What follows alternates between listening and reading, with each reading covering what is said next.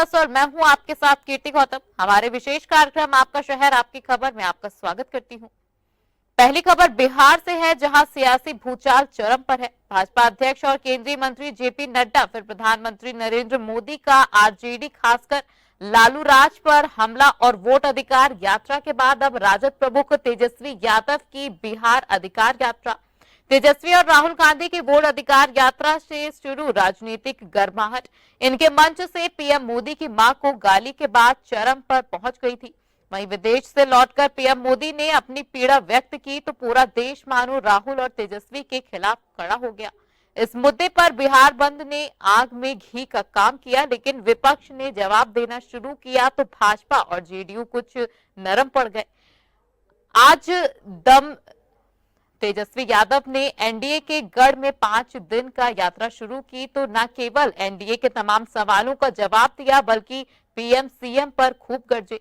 वहीं बिहार में मां का मुद्दा बनाने पर तेजस्वी ने कहा कि सिर्फ पीएम की मां मां नहीं है, सबकी मां मां होती है। उन्होंने कहा किसी को भी किसी की मां का अपमान होना चाहिए, ये गलत है। जिसने किया उस पर कड़ी कार्रवाई होनी चाहिए। उन्होंने कहा कि पीएम की मां का जिसने अपमान किया वे कई अलग अलग दलों में रहे हैं, उससे हमारा कोई नाता नहीं है। उन्होंने कहा कि मां बहुत सम्मानित होती हैं, उसको लेकर राजनीति नहीं करनी चाहिए जो ये लोग कर रहे हैं। वहीं तेजस्वी ने कहा कि ये भी देखना चाहिए कि जिन लोगों ने दूसरों की मां का अपमान किया है उनके खिलाफ क्या कार्रवाई हुई है। जिन लोगों ने महिला पहलवानों को गालियां दी उनकी तो भाजपा मदद कर रही है। वहीं तेजस्वी ने कहा कि 90 साल की मां को नोटबंदी की लाइन में भी नहीं लगाना चाहिए था, जरूरत हो तो खुद लाइन में लगना चाहिए था। उन्होंने कहा कि वह हर स्तर पर महिलाओं की भागीदारी सुनिश्चित करना चाहते हैं और चाहते हैं कि इसमें समाज के अंतिम पायदान में खड़ी ग्रामीण महिला भी शामिल हो ताकि वहां की महिलाओं की जमीनी समस्याएं भी सामने आ सकें। वहीं राजद प्रमुख आज पटना से यात्रा कर निकले हैं। आपको बता दें कि जहानाबाद पहुंचते पहुंचते उनके तेवर तलक हो गए हैं। वे 5 दिन में एनडीए के प्रभाव वाले 10 जिलों के 66 विधानसभा क्षेत्रों में पहुंचेंगे। यात्रा की शुरुआत में ही उन्होंने अपने तेवर दिखा दिए हैं। उन्होंने समर्थकों के बीच सीधे तौर पर पीएम को निशाना बनाया। उन्होंने कहा कि पता नहीं ये किस घमंड में है, ये लोकतंत्र है, राजतंत्र नहीं। उन्होंने कहा कि ये बेरोजगार युवाओं की यात्रा है, किसानों के अधिकारों की यात्रा है। तेजस्वी ने कहा कि जनता बदलाव के मूड में है। वहीं बिहार में अभी लाठी डंडों की सरकार है, हम कलम सरकार लाएंगे और युवाओं को रोजगार देंगे। वहीं घुसपैठ के मुद्दे पर तेजस्वी ने कहा कि ये कोई मुद्दा नहीं है, घुसपैठी है तो देश से निकालें, इनको किसने रोका है। उन्होंने कहा कि पढ़ाई, दवा, सिंचाई, कमाई असली मुद्दे हैं जिनका प्रधानमंत्री से लेकर इनका कोई नेता नाम नहीं लेता है। उन्होंने सवाल किया कि झारखंड में चुनाव के समय घुसपैठिए थे, अब वह कहां हैं। उन्होंने कहा कि इस सरकार में भ्रष्टाचार अपराध बहुत बढ़ गया है। मुख्यमंत्री के चेहरे के सवाल पर तेजस्वी ने कहा कि महागठबंधन के नाम चेहरे पर कोई संदेश नहीं है। उन्होंने कहा कि बिहार की जनता नकल करने वालों के नहीं, राह दिखाने वाले के साथ चलना चाहती है। तेजस्वी की यात्रा भी है, रोड शो भी है और जनसभा भी है। वोट अधिकार यात्रा के 15 के गैप के बाद एक बार फिर तेजस्वी उसी अंदाज में दिख रही हैं। उनकी यात्रा के बीच में ही गृह मंत्री अमित शाह बिहार पहुंचे। जाहिर है वह न केवल यात्रा बल्कि कांग्रेस और राजग पर हमला बोलेंगे। इसके बाद बिहार की सियासी तपन और बढ़ने की संभावना भी जताई जा रही है। वहीं तेजस्वी की यात्रा को लेकर बिहार सरकार के मंत्री संतोष कुमार सिंह ने तीखी प्रतिक्रिया व्यक्त की है। आइए सुनाते हैं तेजस्वी की यात्रा और सांसद पप्पू यादव द्वारा पीएम मोदी की तारीफ करने पर क्या बोले हैं मंत्री संतोष कुमार सिंह। आप देखिए, तेजस्वी जी के पास कोई काम बचा नहीं है। इतना दिन यात्रा करके SIR पे यात्रा करके थक गए, अब अधिकार यात्रा कर रहे हैं और उनको ना कोई अधिकार मिलने वाला है ना कोई ताज मिलने वाला है। बिहार के लोग सिरे से नकार दिए हैं, उनका सुपड़ा साफ होगा। जो भी नौटंकी ड्रामाबाजी कर रहे हैं उससे कोई फायदा होने वाला 2025 के चुनाव में नहीं है। हम लोग तो पहले से कर रहे हैं भाई, स्वार्थ का गठबंधन है, लिटोरियन का गिरोह है, लूट वालों का एक गिरोह है और गिरोह में किसी को नेता मानता है। जब बांटने में जब गड़बड़ा जाता है लोग तो आपस में लड़ता है, वही वहाँ बात है। वो चाह रहा है कि हमको 50 सीट मिले और तेजस्वी तो जानते हैं कि कांग्रेस की क्या औकात है। बिहार में कांग्रेस की क्या औकात है उनको पता है। अब कांग्रेस भी इस दृष्टि में आगे बढ़ी है। तो देखिए, ये असहज गठबंधन है, ये अननेचुरल गठबंधन है, इसे कुछ निकलने वाला नहीं है। बिहार के लोग, बिहार वासी अब समझ चुके हैं कि ये लुटेरों का गिरोह है, इसे सतर्क रहना है। देखिए, जो विकास के प्रति समर्पित है, जो देश का विकास चाह रहा हो, जो देश को विकसित भारत की दृष्टि में देख रहा हो, जो विश्व को, भारत को विश्व गुरु बनाना चाहता हो, और जो भी इस नेचर से, इस सिग्नेचर से और इस प्रवृत्ति से और इस प्रकृति से जो भी संबंध रखते होंगे, पप्पू यादव तो क्या, कई लोग जो हमारे विपक्ष के नेता हैं अनचाहे रूप से उस पार्टी में, आप आगे देखते रहिए, पप्पू यादव भी आएंगे। पप्पू यादव तो आपके चैनल के माध्यम से कहा भी कि इतना बढ़िया विकास और मोदी और नीतीश कुमार के नेतृत्व में जो बिहार विकास की गति पे चला है, मैं अगर इस्तीफा भी देना पड़ेगा तो इस्तीफा देके और दोनों नेताओं के हम साथ रहेंगे। ऐसे कई नेता अभी इंडी गठबंधन में मौजूद हैं। अभी आगे देखते रहिए, चुनाव आते आते कई नेता विकास के साथ रहेंगे। और नेता के साथ नहीं, बिहार के विकास के साथ हैं। बिहार के बेटा, बिहार की बेटी, बिहार के माताओं के साथ खड़े हैं, जीविका दीदी के साथ खड़े हैं, दलितों के साथ खड़े हैं। जाति प्रथा से ऊपर उठ के, जाति बंधन से ऊपर उठ के जो विकास चाहेगा, उसके साथ हमें आपके चैनल के माध्यम से हमें आग्रह भी होगा, कोई भी नेता हो, किसी दल पार्टी का हो, अगर वो विकास चाह रहा है, बिहार के युवाओं के बारे में सोच रखता है, बिहार के आने वाले पीढ़ी के बारे में जो भला चाहता है, वो नरेंद्र मोदी और नीतीश कुमार के साथ है। अब खबर उत्तर प्रदेश के गोरखपुर से है, जहां पशु तस्करों ने 19 साल के एक छात्र की बेरहमी से हत्या कर दी है। छात्र की हत्या से आक्रोशित ग्रामीण सड़क पर उतर आए हैं और आगजनी के साथ जमकर पथराव भी कर रहे हैं। वहीं पुलिस महानिरीक्षक, वरिष्ठ पुलिस अधीक्षक और जिलाधिकारी ने समझा बुझाकर लोगों को शांत कराया है। अफसरों की कार्रवाई के आश्वासन पर ग्रामीणों ने सड़क जाम और धरना समाप्त किया है। अधिकारियों ने बताया कि पुलिस टीम गठित कर अपराधियों की गिरफ्तारी के लिए कार्रवाई शुरू कर दी गई है। वहीं उत्तर प्रदेश, जहां सीएम का अपराध पर जीरो टॉलरेंस का सख्त आदेश है, अपराधियों के घर बुलडोजर एक्शन हो रहा है और गैंगस्टर की संपत्तियां जब्त हो रही हैं। वहां सीएम के अपने ही क्षेत्र में सक्रिय पशु तस्करों की इस सनसनीखेज वारदात से पुलिस महकमा हिल गया है। घटना के बारे में बताया गया कि पशु तस्कर मंगलवार तड़के करीब 2:30 बजे 3 गाड़ियों से पिपराइच थाने की ग्राम पंचायत जंगल धूषण के मऊआची टोला में घुसे और खूंटे से बंधे मवेशियों को खोलने लगे। तभी गांव वालों ने उन्हें देख लिया और शोर मचा दिया। नीट की तैयारी कर रहा छात्र भी लोगों की आवाज सुनकर शोर मचाते हुए तस्करों के वाहनों के पीछे दौड़ पड़ा। पशु तस्करों ने छात्र को पकड़ लिया और उसे उठाकर वाहन में डालकर भागने लगे। करीब 1 घंटे तक घुमाने के बाद पीछे भीड़ देखकर करीब 4 किलोमीटर आगे तस्करों ने छात्र के मुंह पर गोली मारी और सड़क पर फेंक कर उसे भाग गए। इसी बीच भीड़ ने एक वाहन को घेर लिया और भाग रहे एक गौ तस्कर को दबोच लिया। छात्र की मौत की सूचना पर भीड़ आक्रोशित हो गई और तस्करों के वाहनों को आग के हवाले कर दिया है। उत्तेजित भीड़ ने पकड़े गए गौ तस्करों को पीट कर अधमरा कर दिया। वहीं मौके पर पहुंची पुलिस को भी ग्रामीणों का आक्रोश झेलना पड़ा। पुलिस ने ग्रामीणों को रोकने की कोशिश की तो पुलिस और ग्रामीण आमने सामने आ गए। आक्रोशित ग्रामीण पुलिस पर पथराव कर दिया। वहीं ग्रामीणों को पथराव में एसपी देहात जितेंद्र श्रीवास्तव और एक सब इंस्पेक्टर गंभीर रूप से घायल हो गए हैं, जिनको अस्पताल में भर्ती भी कराया गया है। इसके बाद स्थिति तनावपूर्ण हो गई। बड़े अधिकारियों के पहुंचने के बाद ग्रामीण शांत हुए हैं। फिलहाल पुलिस पशु तस्करों की तलाश में जुटी हुई है। वहीं छात्र की हत्या का मामला सीएम योगी और शासन तक पहुंच गया है, जहां से पशु तस्करों की तत्काल गिरफ्तारी पर कड़ी कार्रवाई का आदेश दिया गया है। वहीं घटना के बारे में एसएसपी राजकरण नायर ने बताया कि पशु तस्करों का पहचान कर ली गई है और उनकी गिरफ्तारी के लिए 5 टीमें तत्काल रवाना कर दी गई हैं। घटना के बारे में क्या कह रहे हैं एसएसपी राजकरण नायर, आइए सुनाते हैं।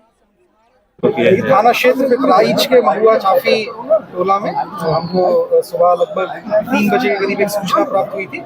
ये गांव में पशु तस्कर 2 पिकअप वैन के साथ आए थे इसके क्रम में गांव के लोगों के द्वारा जब उनको चेस किया गया, उनमें से एक गाड़ी जो है वहीं पे गांव में फंस गई थी, जिसके लोग वहां से भाग निकले और दूसरी जो गाड़ी है उसको गांव के एक युवक के द्वारा चेस किया गया, जो कि इस गाड़ी पे गाड़ी पे जो भी तस्कर थे उन्होंने उसको अपने साथ ले लिया और ले जाकर के आगे पिकअप से धक्का दे दिया, जिससे उसके सर पे चोट आई है और जो प्रथम दृष्टया देख करके बॉडी को समझ में आ रहा है सर के पीछे उसके चोट लगी है सड़क पे गिरने से, जिसकी वजह से उसकी मृत्यु हो गई है। इस संबंध में परिवार से बात हुई है, परिवार के द्वारा जो तहरीर दी गई है उसमें सुसंगत धाराओं में मुकदमा पंजीकृत कर बॉडी का पंचायतनामा व पीएम की कार्रवाई की जा रही है। पीएम में जो भी आगे चीज आएगी आप लोगों को अवगत करवाया जाएगा।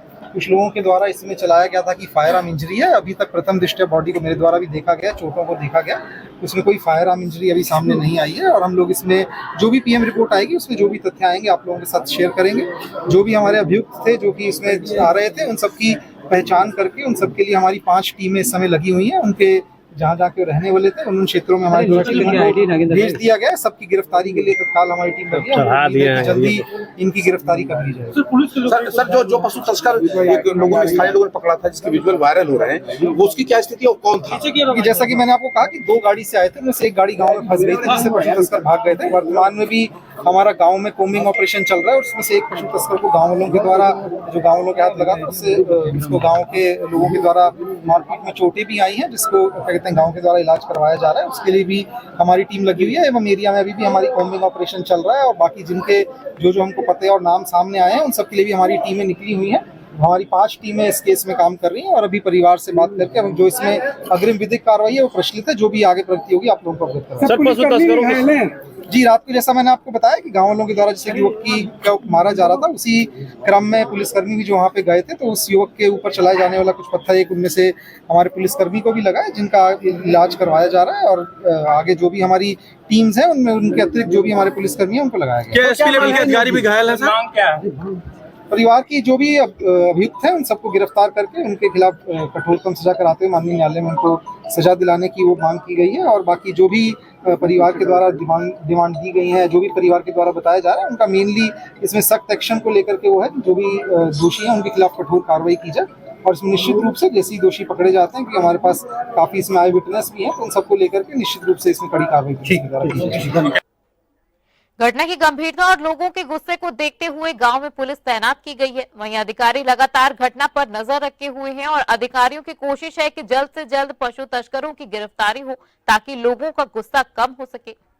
अब खबर मध्य प्रदेश के इंदौर से है, जहां पुलिस के चंद रुपयों की लालच ने 4 लोगों की जान ले ली है। सोमवार देर शाम नो एंट्री में घुसे ट्रक चालक ने एयरपोर्ट रोड पर एयरड्रोम कॉलोनी चौराहे के पास दर्जन भर से ज्यादा वाहनों को रौंद दिया है।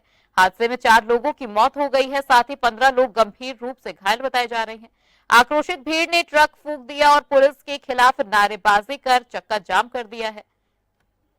खबर मिलते ही मुख्यमंत्री डॉक्टर मोहन यादव ने अपर मुख्य सचिव को रात में ही इंदौर भेजा और सुबह खुद घायलों का हाल जानने के लिए इंदौर पहुंच गए हैं। उन्होंने मृतकों के परिवारों को सांत्वना दी है। दरअसल इंदौर शहर में भारी वाहनों के प्रवेश पर रात 11 बजे तक रोक लगा दी गई है। सोमवार शाम 7:30 बजे पुलिस ने मात्र 500 रुपए लेकर ट्रक को नो एंट्री में जाने दिया, वह भी उस ट्रक ड्राइवर को जो शहर के अंदर घुसने दिया जो शराब के नशे में था। इसके बाद वह कई चौराहे और पुलिस चौकियों को पार करते हुए एयरड्रोम चौराहे तक पहुंच गया, जिस बीच में ये पूरा हादसा हुआ है। यहाँ ज्यादा नशे में होने के कारण ड्राइवर ने नियंत्रण खो दिया और सड़क पर दौड़ते ट्रक ने 1 दर्जन से अधिक वाहनों को अपनी चपेट में ले लिया। इससे मौके पर अफरा तफरी मच गई और पुलिस ने 20 से ज्यादा घायलों को अस्पताल पहुंचाया, लेकिन तब तक 4 लोगों की मौत हो चुकी थी। बाकी घायलों को भर्ती कर इलाज शुरू कर दिया गया है। जैसे ही लोगों को पता चला कि पुलिस ने 500 रुपए देकर ट्रक को एंट्री दी थी, तो लोग आक्रोशित हो गए और सड़क पर उतर आए। लोगों ने ट्रक में आग लगा दी। इस आग में एक युवक बुरी तरह से झुलस गया है, जिसे पुलिस ने किसी तरह बचाकर अस्पताल पहुंचाया है। घटना की सूचना मिलते ही पुलिस अधिकारी और कई थानों के पुलिस मौके पर पहुंच गई। अधिकारियों ने दोषी पुलिस वालों के खिलाफ कार्रवाई का आश्वासन दिया है, जिसके बाद लोग शांत हुए हैं। वहीं पुलिस अधिकारियों ने बताया कि मुख्यमंत्री ने खुद घटना का संज्ञान लिया और रात में ही उन्होंने शासन के बड़े अधिकारियों को इंदौर भेजा है। इसके बाद सीएम ने खुद सोशल मीडिया पर पोस्ट किया कि रात 11 बजे से पहले ट्रक शहर के अंदर कैसे घुसा, इसकी जांच कराएं और दोषियों को कड़ी कार्रवाई करें। वहीं इसके बाद मंगलवार सुबह मुख्यमंत्री डॉक्टर मोहन यादव खुद इंदौर पहुंच गए और अस्पताल जाकर घायलों का हाल पूछा। उन्होंने अधिकारियों से पूरी घटना की जानकारी ली और बड़ी कार्रवाई का ऐलान किया है। वहीं सीएम ने मृतकों के परिजनों को 4-4 लाख रुपए और घायलों को 1-1 लाख रुपए की आर्थिक सहायता की घोषणा की है और कहा कि घायलों के इलाज का खर्चा सरकार उठाने वाली है। वहीं कड़ी कार्रवाई करते हुए उन्होंने पुलिस आयुक्त यातायात अरविंद तिवारी को हटा दिया है। इसके अलावा एसीपी सुरेश सिंह, एएसआई प्रेम सिंह समेत कई अधिकारियों को निलंबित कर दिया गया है।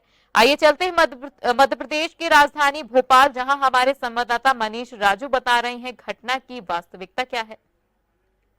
नमस्कार, इस वक्त हम खड़े हैं भोपाल के सबसे व्यस्ततम चौराहे के ऊपर जो वीआईपी कहलाता है और हम बात करेंगे इंदौर को हृदय विदारक घटना की, जहां पर लोगों का दिल दहल गया था उस मंजर को देख के। कैसे एक ट्रक ने कितनी संख्या में लोगों को कुचल दिया, कितने लोग वहां मारे गए, कितने लोग वहां पर दुर्घटना ग्रसित हुए, उसी को लेकर आज एक सवाल खड़ा होता है कि पुलिस विभाग, पुलिस प्रशासन क्या सो रहा था कि जब वो नो एंट्री में वो ट्रक उस एयरपोर्ट रोड पे गया, गणेश चौराहे तक का जो रोड था उस पर वो ट्रक कैसे आया, नो एंट्री में वो ट्रक कैसे घुसा, क्या इसको लेकर पुलिस महकमा कोई कार्रवाई करेगा? क्यों नो एंट्री में ट्रकों को एंट्री दी जा रही है? क्यों इस प्रकार की घटनाएं लगातार देखने को मिल रही है? इस वक्त सिर्फ मध्य प्रदेश की पुलिस चालान काटने में और सिर्फ नो पार्किंग से गाड़ी उठाने में जितना मुस्तैद नजर आ रहा है, क्या वो नियमों को पालन करने में भी उतनी मुस्तैदी दिखाएगा? क्या वजह है कि नो एंट्री में ऐसे ट्रक घुस जाते हैं और एक्सीडेंट का कारण बनते हैं? क्या डीजीपी इसको लेकर कोई सख्त कदम उठाने वाले हैं? उस वक्त जो ड्यूटी पर तैनात सिपाही थे, क्या उनके ऊपर कोई सख्ती दिखाई जाएगी? सवाल खड़ा होता है मध्य प्रदेश पुलिस की लचीलता को लेकर। कहीं ना कहीं क्राइम और अपराध मध्य प्रदेश में बढ़ता चला जा रहा है और इस एक्सीडेंट के बाद से जो एक सवाल खड़ा हुआ है नो एंट्री का, जो लगातार नो एंट्री के टाइम पे ट्रकों को एंट्री दी जा रही है, इसके ऊपर एक प्रश्न चिन्ह बनता है मध्य प्रदेश पुलिस के ऊपर। क्या इसको लेके कोई ठोस कदम पुलिस प्रशासन द्वारा लिया जाएगा या आम जनता को फिर इसी प्रकार की किसी घटना का सामना करना पड़ेगा और सिर्फ घड़ियाली आंसू देखने को इसको मिलेंगे, ना ही कोई ठोस कदम? सवाल के साथ हमारे साथ बने रहिएगा। मध्य प्रदेश की राजधानी भोपाल से कैमरामैन नवेद के साथ मैं मनीष राजू। अधिकारियों ने बताया है कि ट्रक ड्राइवर के खिलाफ गैर इरादतन हत्या का केस दर्ज किया गया है। वहीं जांच में पाया गया है कि उसके अत्यधिक शराब पी रखी थी, जिसके बाद चालक ट्रक लेकर कैसे शहर के अंदर घुसा, इसकी जांच में पुलिस जुटी हुई है। और अब चलते हैं उत्तर प्रदेश की राजधानी लखनऊ, जहां मंगलवार को एक बड़ा हादसा हो गया। एक मकान में खड़ा पीपल का विशाल वृक्ष ढह गया। इसकी चपेट में 2 मकान आए और कई लोग मलबे के नीचे दब गए। घटना से इलाके में हाहाकार मच गया। दमकल और पुलिस ने रेस्क्यू अभियान चलाकर लोगों को बाहर निकाला। तब तक एक व्यक्ति की इसमें मौत हो चुकी थी। वहीं 9 लोगों के घायल होने की खबरें सामने आई हैं, जिसके बाद पुलिस ने उन्हें अस्पताल में भर्ती कराया है। हादसे के बाद लखनऊ में सियासत गर्मा गई। विपक्ष ने योगी सरकार पर हमला बोल दिया तो सरकार की तरफ से आगे आए डिप्टी सीएम ब्रजेश पाठक ने विपक्ष को आड़े हाथों लिया। आपको बता दें कि मछली मंडी में रहने वाले मनोज और लाला के घर पर पीपल का पुराना पेड़ अचानक भरभरा कर गिर गया। प्रत्यक्षदर्शियों के मुताबिक पेड़ एक मकान की नींव से सटा था। पेड़ जड़ समेत उखड़कर गिरने से मकान भी उसकी चपेट में आकर ढह गया। क्योंकि 100 साल से ज्यादा पुराना पेड़ काफी विशाल था, इसलिए ये गिरा तो दूसरे मकान को भी अपनी चपेट में ले लिया। पेड़ और मलबे की चपेट में 10 से ज्यादा लोग आए, जिससे हाहाकार मच गया।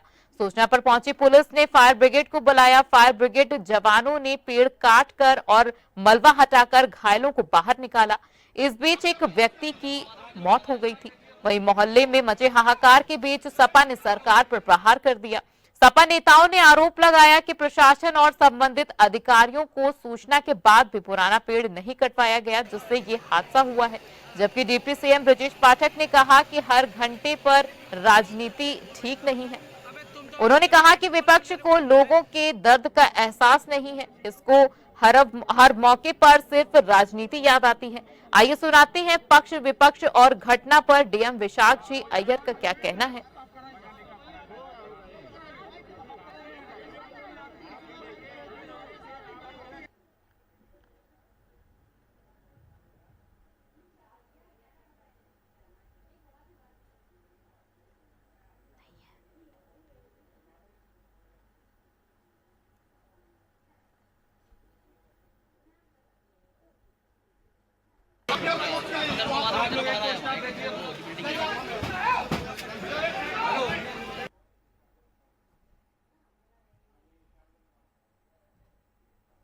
इसमें जो भी घायल हैं उनको तत्काल हॉस्पिटल भेज रहे हैं और जो हताहत हैं उनको अच्छे से अच्छी चिकित्सीय व्यवस्था उपलब्ध कराई जा रही है। अभी कुछ एग्जैक्ट नहीं कह पाएंगे, अभी पेड़ हटाने का काम लोग कर रहे हैं और जैसे ही पेड़ हटे मलबा साफ होगा तो पूरी बात बताएंगे। एक मकान पे और दुकान के कुछ हिस्से पर पेड़ गिरा है और लोगों को निकालने का काम चल रहा है। केसरबाग क्षेत्र में एक बहुत बड़ा पुराना पेड़ गिर गया है, जिसके पेड़ गिरने से 2 लोगों की मौत हो गई है और 4 लोग गंभीर रूप से घायल हैं। ये लखनऊ नगर निगम की घोर लापरवाही है।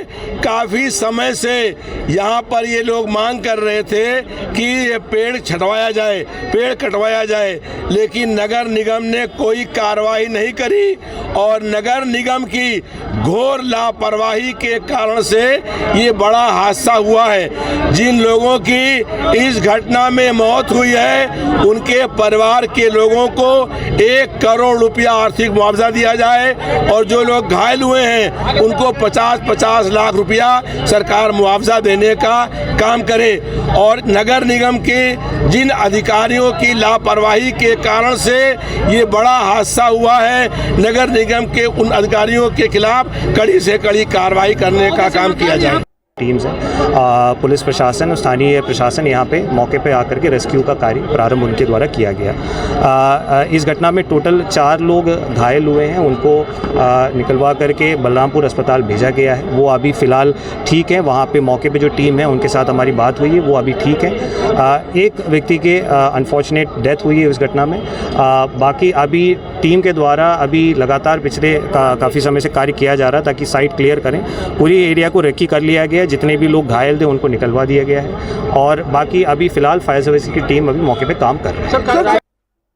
घटना के बाद क्षेत्र के लोगों ने कहा कि प्रशासन ने समय पर ध्यान दिया होता तो इतना बड़ा हादसा ना होता। दूसरी तरफ डीएम विशाख जी अय्यर ने वन विभाग को शहर के अंदर ऐसे जर्जर और कमजोर पेड़ चिन्हित कराने के आदेश दिए हैं। आपका शहर आपकी खबर में फिलहाल इतना ही। देश और दुनिया की तमाम खबरों को देखने के लिए देखते रहिए News Plus 24/7। मुझे दीजिए इजाजत, नमस्कार।